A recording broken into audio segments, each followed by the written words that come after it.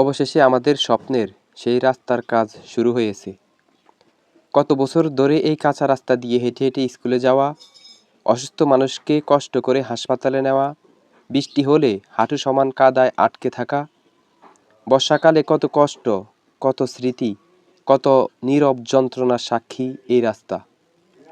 বিশেষ করে তালুকদার বাড়ি, চাঁদগাজী বাড়ি, চৌধুরী বাড়ি, দেওয়ান বাড়ি, মিজি বাড়ি, বাটের বাড়ি, ওয়ারিশ বাড়ি এবং মাঠের দিকে গিয়ে যারা বাড়ি করেছেন তাদের খুব কষ্ট হয়েছে।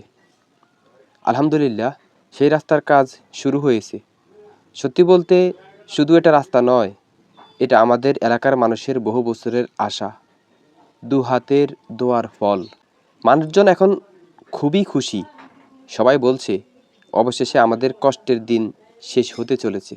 এই রাস্তা ফাঁকা হলে শুধু মাটি বদলাবে না, বদলে যাবে আমাদের জীবনযাত্রা, চলাচল, স্বপ্ন আর সম্ভাবনা। আলহামদুলিল্লাহ, এলাকার মানুষের দোয়া এবং ভালোবাসায় এই উন্নয়ন কাজ সফলভাবে শেষ হোক এই প্রার্থনা করি।